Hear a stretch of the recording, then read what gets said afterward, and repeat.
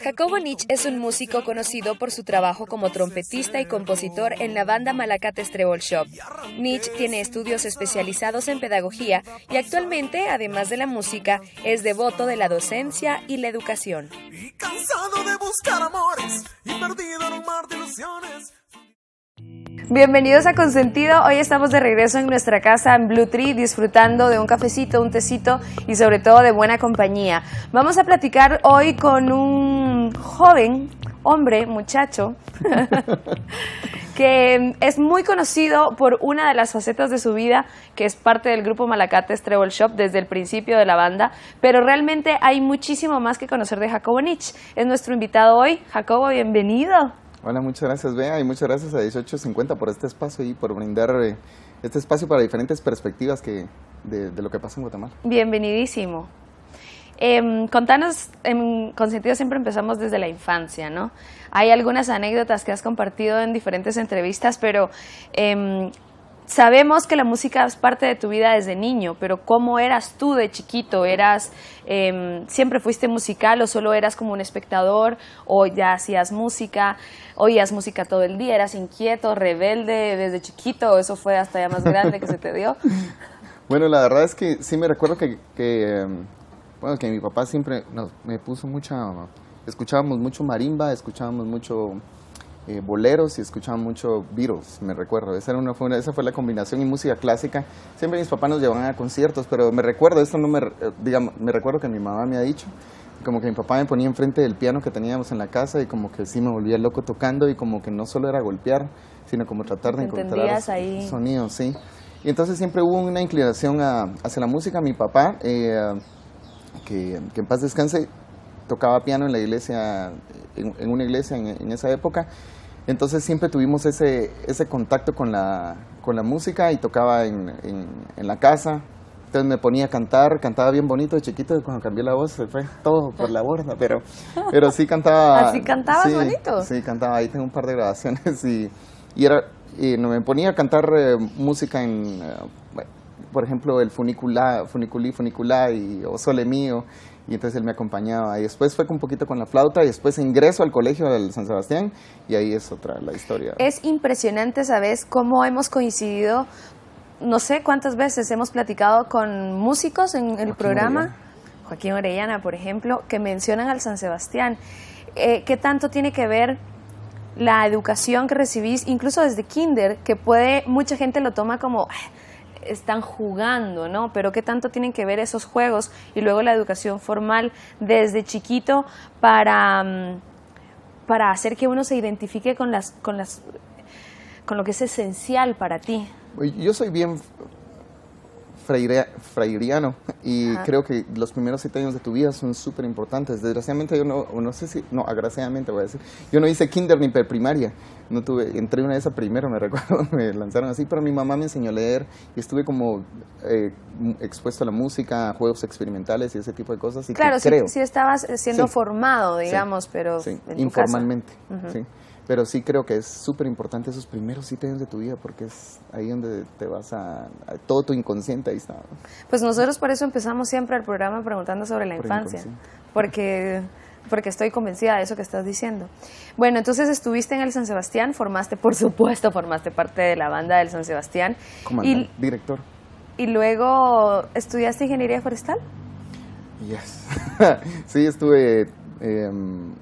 Cuando terminé, digamos, el colegio, siempre tuve esa inclinación hacia la música, seguí tocando en la Sinfónica Juvenil. Tocando en la Sinfónica Juvenil y entrando a la ingeniería forestal, fue un poco de pelea con mi familia, así como que yo sí quería ser músico, pero todavía estábamos en esa época, no hombre, los músicos no... Todavía estamos en esa época. Pero se ha cambiado muchísimo, ahora miro las carreras de música, están súper pobladas, ¿verdad? Y eso está muy bien. Pero en esa época ingresé a la del Valle y empecé a estudiar ingeniería, me fue muy bien, gracias a Dios. Pero es cuando realizas, tuve muy buenos amigos, trabajé como 6 meses en una oficina. Y no pude, y no estoy diciendo como que sea malo, sino son cosas que... No eras tú. Que no era yo, ¿verdad? Y que sí me gusta, y a la fecha platico con mis colegas, no puedo decir colegas, con mis compañeros con los que estudié ingeniería, y platicamos súper buenas cosas, platicamos cosas de ecología, cosas de desarrollo forestal, y cómo nosotros ahora lo vamos a vincular a la música. De hecho, hay un proyecto que queremos hacer con marimba y estudio de diferentes maderas de resistencia y cómo eso se relaciona con la elaboración de marimbas. Sí, en realidad los seres humanos somos holísticos, ¿no? Y la educación debe ser holística, sí. Y las profesiones también deberían percibirse de esa manera, que por supuesto hay especializaciones, ¿no? Y te enfocas en lo que sos experto, pero no olvidarte que hay un montón de bracitos por ahí con los que te puedes conectar. Sí, y de hecho tenés un punto ahí, digamos, lo que yo siempre he opinado como en la música y en la educación, es como decir... Obviamente, muchos de los maestros de música se enfocan en que los niños tienen que ser músicos en la escuela, cuando para eso están también las academias, sino la música debiera tratarse en la educación un poquito más transversal en lugar de ser un poco más vertical, ¿verdad? Hay tantas relaciones, de hecho, los grandes músicos y las grandes historias de los músicos, de las composiciones, tienen que ver mucho con... La política, la geografía. La política, geografía, historia, matemática, Pitágoras, o sea, la elaboración de la escala musical y cómo viene del monocordio pitagórico y eso. Esperando que llegue el final. Esperando que llegue el final.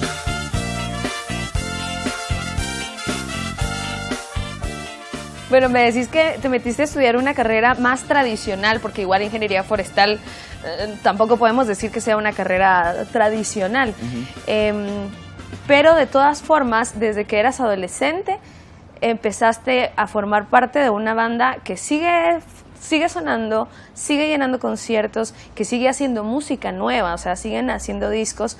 ¿Cómo era esa combinación? Porque eras súper nerdo cuando estabas en ingeniería forestal, desde ahí, bueno, desde el colegio, y decís que había alguna resistencia de parte de tu familia, así como, sí, mijo, qué lindo toca la trompeta, pero váyase a la U a estudiar ingeniería.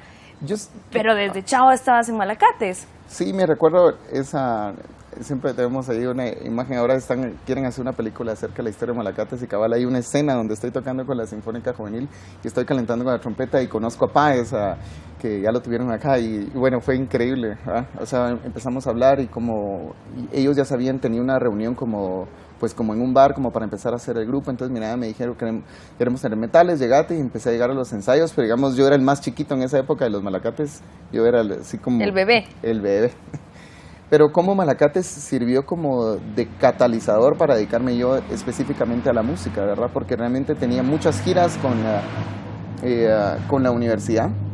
Digamos, teníamos que ir, estábamos en Petén o estábamos en los bosques de Pinabete en Huehuetenango y teníamos un concierto en, no sé, en Sololao, teníamos un concierto en Cobán, etcétera. En otro lado.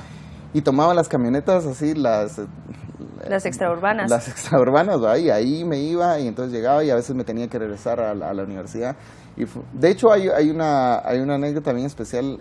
Cuando ya después me pasé a estudiar, terminé mi carrera y después estudié licenciatura en música y tuve una clase con Elvira Castillo, que era Elvira es lo máximo. Que era a las 7 de la mañana todos los sábados, ¿verdad? Entonces conciertos el viernes en la noche me tenía que regresar a veces de Shela para llegar a la clase, porque ella me dijo, ella era súper amiga de mi papá y es amiga de mi familia, súper amigos, pero me dijo, si usted falta más de 2 veces, usted puede ser el mejor alumno o el mejor talento, pero pierde. Y bueno, entonces ahí estaba a las 7 de la mañana. Sí. Hay muchas anécdotas, mucho que seguir conociendo de Jacobo. Hoy es nuestro consentido. No se muevan, que ya regresamos después de esta pequeña pausa. Hoy en Consentido estamos platicando con Jacobo Nitsch. Él es trompetista de Malacates, es autor, sos compositor, es cantante, aunque él diga que ya no canta, nada, has cantado por ahí. Sos ingeniero forestal y nos contabas que hubo una época en la que estabas estudiando ingeniería forestal, ya estabas en Malacates porque desde que sos adolescente estás en la banda, y te mirabas cómo hacías tiempo, ¿no? Que además uno siempre puede tener, parece que uno tiene horas de 28, días de 28 cuando horas. tenés 17. Especialmente cuando tenés 17, 21 años. Pero en algún momento dijiste, ok, voy a dedicarme de lleno a la ingeniería forestal, la madera es lo mío, los árboles son lo mío, voy a dejar la música. ¿Hubo algún dilema emocional? Sí, me recuerdo, estaba trabajando ya, hice mis prácticas en una empresa y trabajé ahí 6 meses y bueno, estaba muy contento porque me empezaban a pagar y me pagaban muy bien y entonces surgió la oportunidad de irme a estudiar 6 meses a Alemania y después regresar como gerente de operaciones a no sé dónde. Y entonces, bueno, me recuerdo que ya estaba en Malacates y esa noche dije, me fui caminando, trabajaba en la zona 9, me fui caminando porque no tenía carro en esa época. Entonces me fui caminando a mi casa que vivía en la zona 2 y pasé a la catedral y me recuerdo que, bueno, así como un consejo a Dios le pedí que me diera la fuerza para decirle a los Malacates que ya no íbamos a seguir, que ya no podía seguir en el proyecto y todo, y casi que llorando, y porque ese día tenía ensayo. Bueno, y llegué al ensayo un poco triste y todo, y empezamos a tocar no sé cuántos, y luego cuando llegué a mi casa dije, yo tenía que hacer algo. ¿Qué tenía que hacer hoy? Renunciar a Malacates. Y se me olvidó, y ese mismo día en la mañana dije yo, esto es lo que quiero, o sea, no puedo seguir negándome estas cosas en mi cabeza, ¿no? Tengo que romper cierto paradigma que me estaba afectando. Y bueno, el otro día renuncié del otro trabajo. Del otro trabajo. Y bueno, pero después se abrieron grandes oportunidades. Estuve trabajando en una escuela pública como maestro de música. Empecé a trabajar en el Colegio de la Asunción como maestro de música. Tocaba 2 misas diarias, todas las, digamos, 5 veces por semana. Y entonces como el mundo de la música, eso sí, no ganaba ni siquiera una 20ª parte de lo que estaba ganando, que lo que iba a ganar en el otro lado, pero sos feliz, ¿verdad? Y como tú decís, uno parece que tuviera 28 horas, 30 horas en el día, porque en esa época tenía 6 trabajos, iba a trabajar al hotel, daba clases en 3 colegios, estaba con Malacates. Que en realidad, bueno, cuando dicen el hotel no es que trabajara como hotelero ni como en un restaurante, sino trabajando siempre con la música. Cuando haces lo que te gusta, siempre hay nuevos proyectos que llegan a tu vida, ¿no? O siempre estás, sin darte cuenta, ¿no? Te estás comprometiendo a una y otra cosa. Y una característica que has tenido tú es que siempre estás ocupado. La gente que te conoce sabe que estás en 4 lugares al mismo tiempo. ¿Es cierto? Sí, bueno, la verdad es que a veces uno realiza que de pronto, ojalá le queden unos 40 años de vida o 30 años de vida, y hay tantos proyectos que, por ejemplo, me empiezo a pensar que quisiera hacer mi música, y que ahora estoy ya con ese proyecto. Y te cuento que tengo un nuevo juguete en mi casa, que me compré un nuevo instrumento musical. Me acabo de comprar una marimba, un tenor. ¿Sí? La mandé a hacer una marimba profesional, porque tocaba de marimba de pequeño con mi papá y toqué de marimba en la Universidad de Lovaina. Pero siempre, ahora es un proyecto musical que estoy haciendo nuevo, que combina trompeta y marimba, entonces necesito algo como componer y ese tipo de cosas.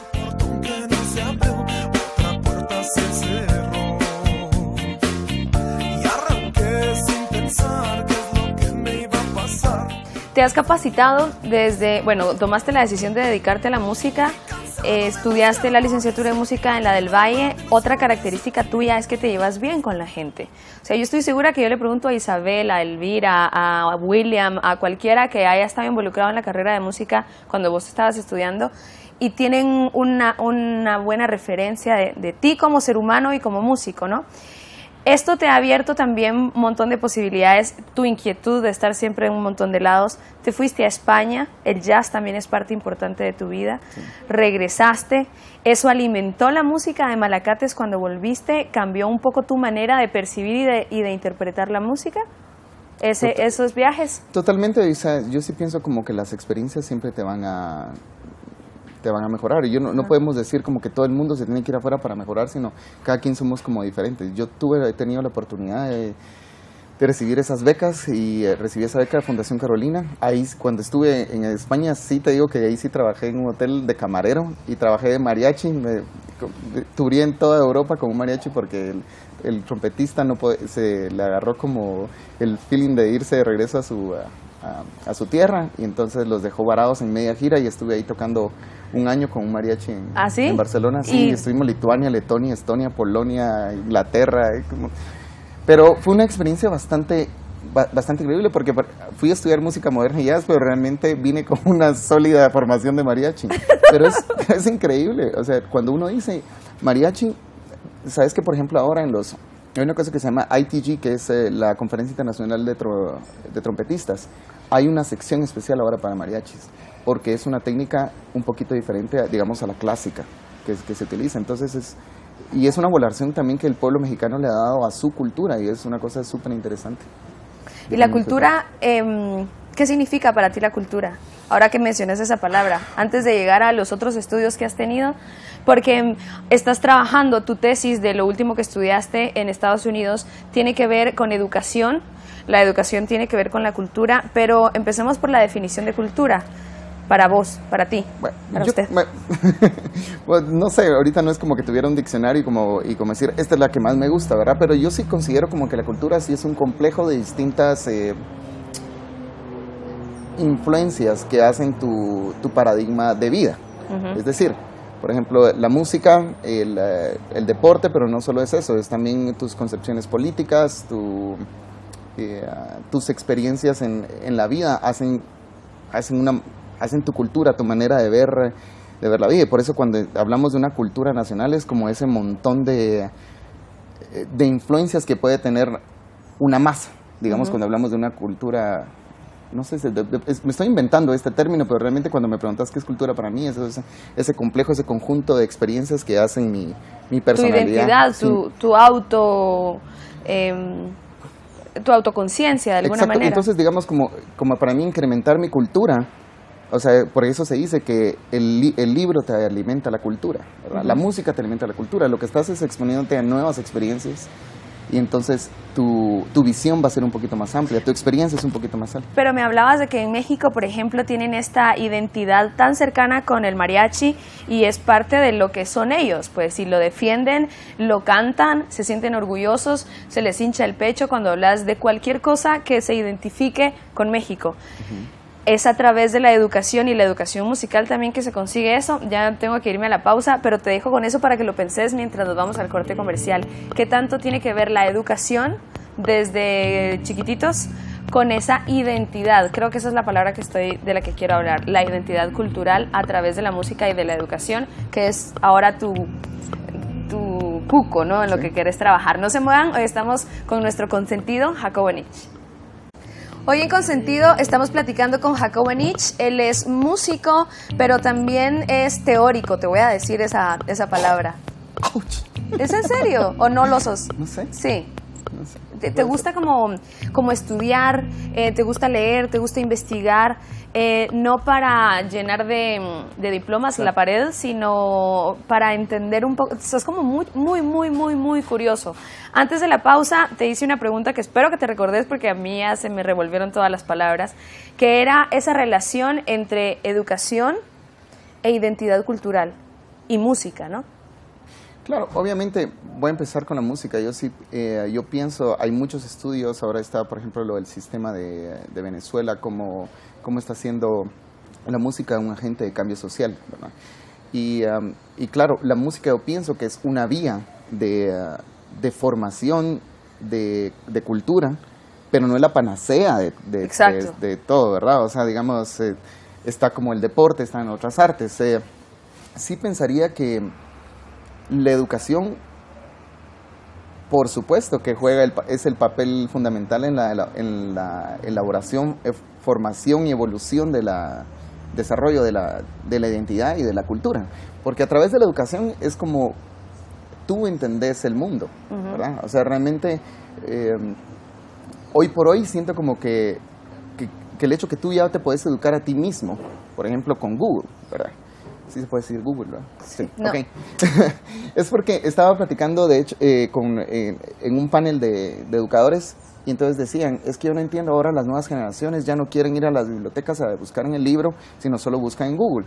Y yo decía, de pronto no está tan malo eso, porque nosotros teníamos 2 libros en la biblioteca que no sabemos si eran ciertos. O sea, el hecho que fueran libros y que estuvieran ahí no sigplicaba que fueran la verdad absoluta. La verdad, ¿verdad? Y podemos ahora debatirlo en el aspecto histórico, etcétera, etcétera. Y ahora con Google de pronto vas a encontrar en el rincón del vago una cosita así, ¿verdad? Pero de pronto sí son nuevas perspectivas. Los blogs están siendo para mí parte indispensable en el desarrollo de la cultura. La educación a distancia, los MOOC, los famosos cursos en línea para todo el mundo. Entonces, digamos, pienso que la educación obviamente es una manera de cómo nosotros queremos ver ahí. Por eso a mí pienso que la educación dicen que no debe ser política, pero aunque no quisiéramos, es política, porque vos estás instruyendo cómo pensar a las personas, ¿verdad? Y viene el asunto del currículum nulo, oculto y explícito. El explícito, ¿verdad? Eso es lo que está como en papel.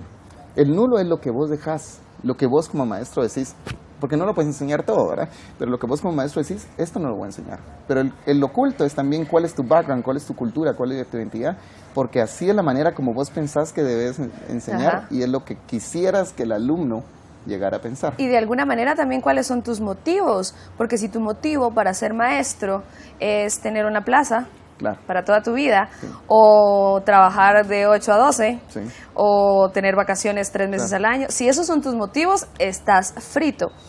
Ahora que decís... Perdón, lo último que quisiera decir es como, siento como los educadores, no es hoy por hoy, los educadores nosotros debiéramos de buscar pensadores críticos, más como decir, yo soy el maestro, que sabe todo esto, y ustedes me tienen que superar, pero antes tienen que empezar desde acá.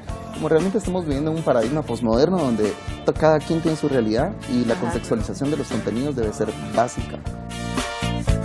Esperando que llegue al final.